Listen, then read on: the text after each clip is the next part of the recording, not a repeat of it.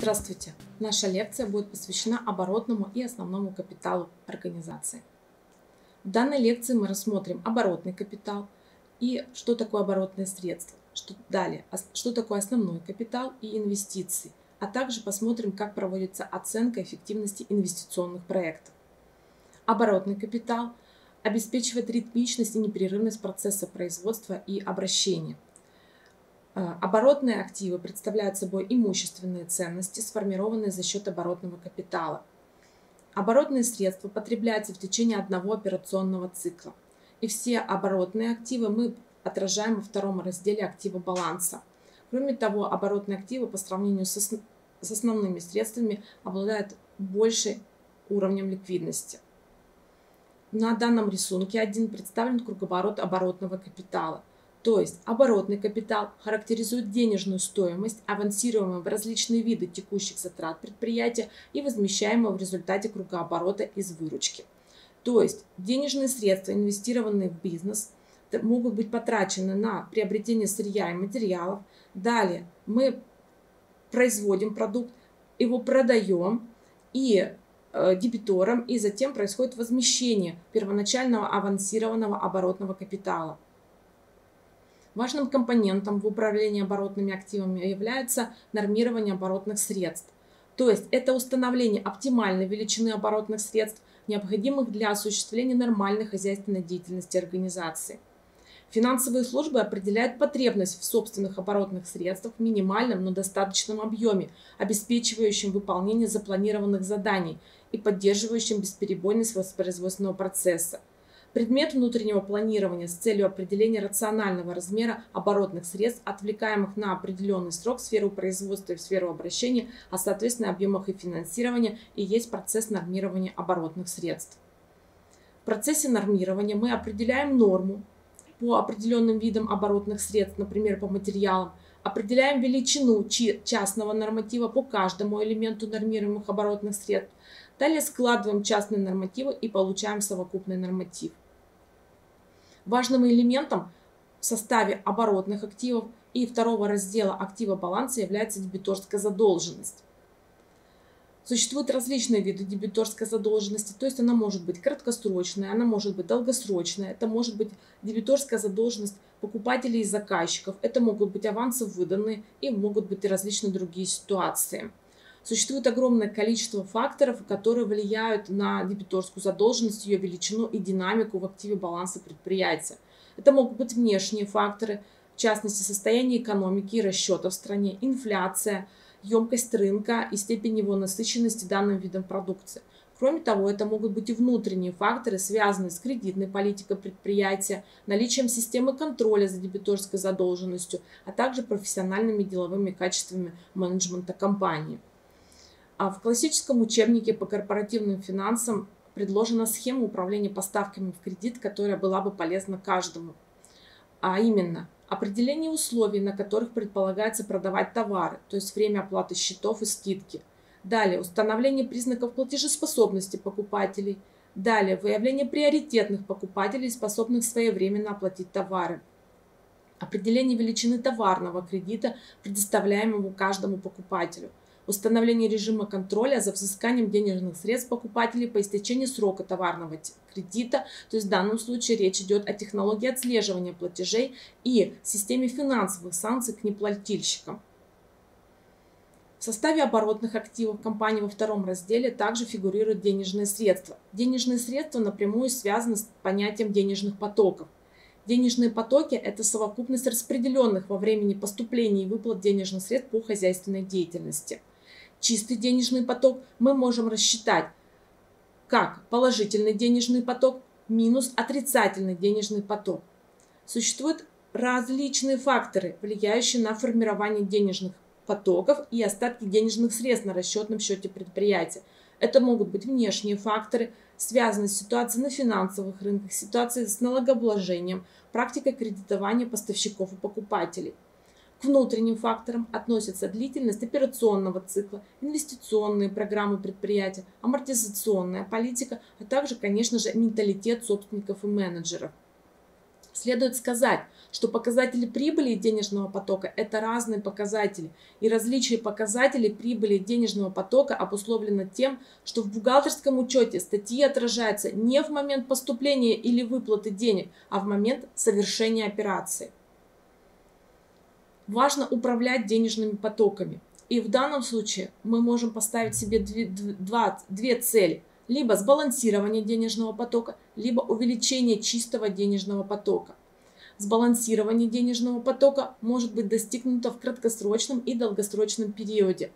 В краткосрочном периоде мы можем ускорить платежный оборот путем ценовых скидок, предоплат, сокращения сроков кредитов, инкассации просроченной задолженности, а также используя систему факторинга. Возможно замедлить денежный поток путем увеличения сроков оплаты поставщикам, аренды либо пролонгации кредитов. В долгосрочном периоде возможно увеличение положительного потока за счет увеличения акционерного капитала, долгосрочных кредитов, продажи финансовых активов, продажи или сдачи в аренду основных средств. В долгосрочном периоде снижение отрицательного потока может быть достигнуто за счет сокращения инвестиционных программ, отказа от финансовых вложений и снижения постоянных затрат. Конечно, возможна ситуация избыточного денежного потока, и в данном случае можно использовать такую практику, как расширение инвестиционных программ, финансовые вложения и досрочное погашение долгосрочных кредитов. То есть нам важно прийти к балансу денежных потоков по времени, то есть приход раньше, чем расход. Увеличение чистого денежного потока может быть достигнуто за счет снижения постоянных издержек, снижения уровня переменных издержек, налоговой политики компании, ценовой политики, ускоренной амортизации, продажи непрофильных активов и проведения активной претензионной работы. Какие источники финансирования оборотного капитала мы можем использовать? Собственные источники, то есть это чистый оборотный капитал и внутренняя кредиторская задолженность. Заемные источники в виде краткосрочных кредитов банков, краткосрочных займов и коммерческих товарных кредитов. И привлеченные средства, к которым относят краткосрочную задолженность по поставщикам, по товарным операциям, краткосрочную задолженность по финансовым обязательствам, задолженность участников по выплате доходов, доходы будущих периодов, резервы предстоящих расходов. То есть источники финансирования оборотного капитала могут быть совершенно различными. В процессе управления финансированием оборотного капитала компания может выбрать три варианта политики управления оборотным капиталом: агрессивный, умеренный и консервативный. То есть в агрессивной ситуации мы преимущество отдаем заемным источникам финансирования оборотного капитала и минимизируем потребность в собственном капитале. Умеренная политика предполагает, что мы равномерно финансируем оборотный капитал за счет собственных и заемных источников. Консервативный вариант – это минимизация объема и доли заемных источников в финансировании оборотного капитала. В процессе управления оборотным капиталом мы должны рассчитать продолжительность операционного, производственного и финансового циклов организации. Продолжительность операционного цикла в днях рассчитывается как период оборота остатков денежных средств и краткосрочных финансовых вложений, плюс период оборота запасов сырья и материалов, плюс период оборота готовой продукции, плюс период оборота и дебиторской задолженности. Продолжительность производственного цикла – это период оборота запасов сырья, материалов, плюс период оборота незавершенного производства, плюс период оборота готовой продукции. Финансовый цикл и его продолжительность – это продолжительность производственного цикла плюс период оборота дебиторской задолженности минус период оборота кредиторской задолженности. Важным является управление продолжительностью и производственного, и операционного, и финансовых циклов организации. Если мы остановимся только на управлении продолжительностью финансового цикла, то в данном случае должен работать принцип сведения к минимуму вложений в неприбыльные активы, товарно-материальные запасы, дебиторскую задолженность и максимальное использование кредиторской задолженности без процента кредитов, то есть неявной процентной ставки и предоплат клиентов. В результате потребность фирмы в оборотном капитале снижается благодаря сокращению времени между моментом продажи товаров и моментом поступления денег на счет, а также увеличение времени между приобретением и оплатой необходимых ресурсов. Какие способы продолжительности финансового цикла мы можем назвать? А именно, сокращение производственного цикла, включающего сокращение периода оборота запасов незавершенного производства готовой продукции, уменьшение периода оборота дебиторской задолженности, увеличение периода оборота кредиторской задолженности. При этом, конечно, необходимо контролировать выполнение сроков расчетов по недопустимым по видам кредиторской задолженности, то есть не допускать возникновения существенных штрафных санкций, которые возможны по договорам. Основной капитал создает материальную базу и технический уровень производства. Основной капитал – это часть внеоборотных активов организации, и в их составе мы можем рассматривать основные средства и в отдельных случаях еще и нематериальные активы. Основные средства и нематериальные активы используются неоднократно в процессе производства продукции, переносят свою стоимость на продукт частями путем начисления амортизации и имеют срок полезного использования свыше 12 месяцев. Ликвидность основных средств зависит от простоты затрат и скорости конвертирования этих основных средств в деньги. Как было сказано, основные средства, их стоимость погашается путем начисления амортизации. И в бухгалтерском учете способы начисления амортизации регламентируются для основных средств федеральным стандартом бухгалтерского учета ФСБУ 6/2020, а именно линейный, уменьшаемого остатка пропорционально объему продукции. В отношении нематериальных активов продолжает действовать положение по бухгалтерскому учету, учет нематериальных активов ПБУ 14/2007. И мы используем линейный метод начисления амортизации, уменьшаемого остатка, а также метод пропорционально объему продукции. В налоговом учете для целей исчисления и уплаты налога на прибыль мы используем линейный и нелинейный методы начисления амортизации.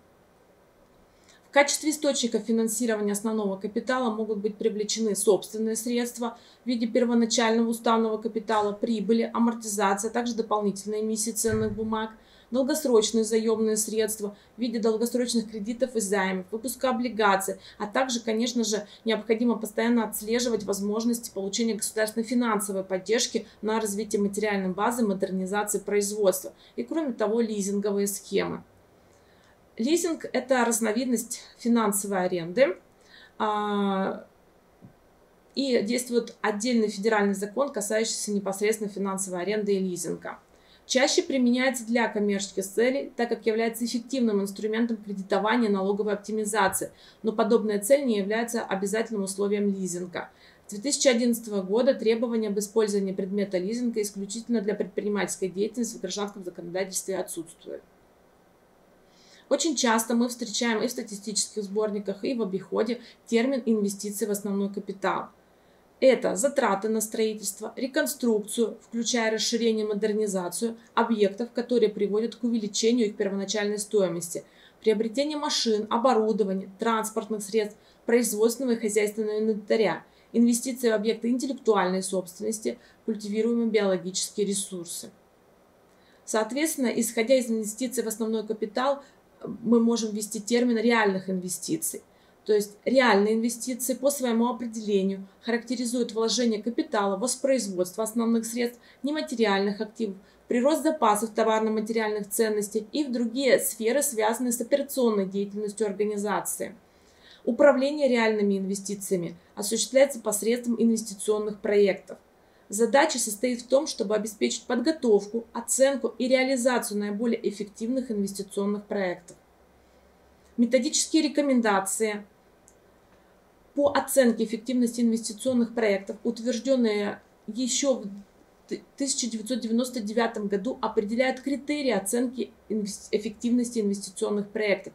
К ним относятся финансовая оценка и экономическая оценка инвестиционных проектов. Финансовая оценка инвестиционных проектов предполагает анализ ликвидности проектов в ходе их реализации. Ликвидность проекта – это способность проекта своевременно и в полном объеме отвечать по имеющимся финансовым обязательствам, включая все выплаты, связанные с его осуществлением данных инвестиционных проектов. Финансовая оценка проекта основывается на исследовании трех форм прогнозных данных о проекте. Это прогноз финансовых результатов, прогноз движения денежных средств и прогнозный баланс. При составлении данных форм мы можем опираться на состав и структуру форм соответствующей финансовой отчетности, стандартной, которая принята.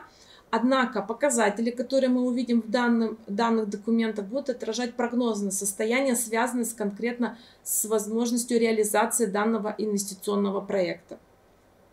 Экономическая оценка инвестиционных проектов предполагает определение доходности проекта.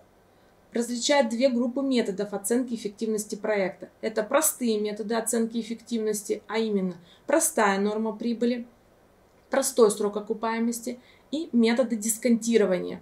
К ним относятся текущая стоимость проекта, индекс рентабельности, внутренняя норма доходности и срок окупаемости с учетом дисконта.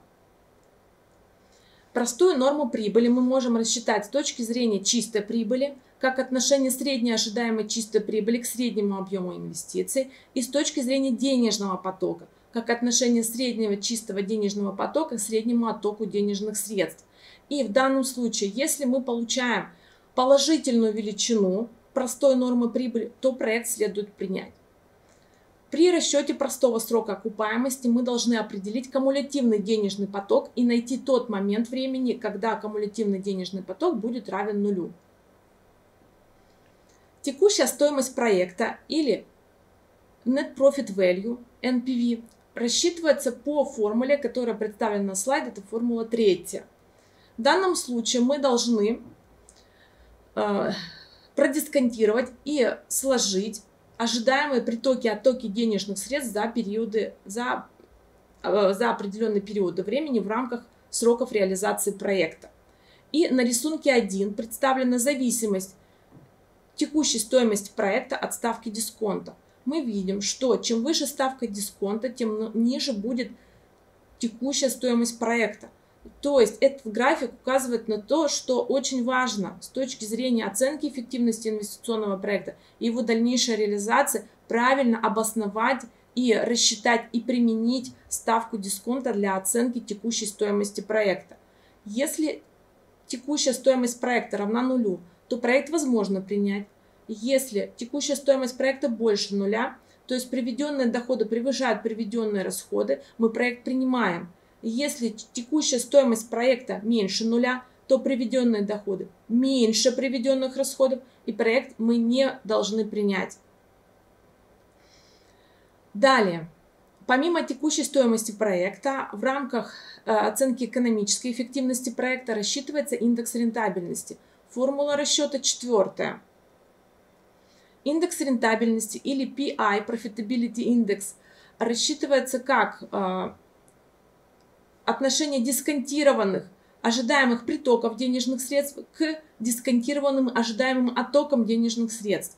Критериальное значение индекса рентабельности – единица. Если индекс рентабельности равен единице, то проект возможно принять. Если PI больше единицы, то проект принимаем определенно. Если PI меньше нуля, то проект не принимаем. Далее, мы можем рассчитать внутреннюю норму доходности проекта. В данном случае мы должны приравнять к нулю текущую стоимость проекта и определить ставку дисконта, при которой текущая стоимость проекта равна нулю. Внутренняя норма доходности определяется методом аппроксимации. То есть здесь мы должны провести такие достаточно сложные математические расчеты и подобрать необходимую ставку дисконта, при которой текущая стоимость проекта, как уже было сказано, будет равна нулю. Если внутренняя норма доходности равна цене капитала проекта, то проект возможно принять. Если внутренняя норма доходности превышает цену капитала проекта, то проект принимаем. Если внутренняя норма доходности меньше цены капитала проекта, то проект отклоняем. Таким образом, оборотные средства обеспечивают ритмичность и непрерывность процесса производства и обращения. Инвестиции в основной капитал необходимы для модернизации и развития бизнеса. Существует совокупность методов оценки эффективности инвестиционных проектов, на основе результатов которых возможно принять грамотное инвестиционное решение. На этом все. Спасибо за внимание.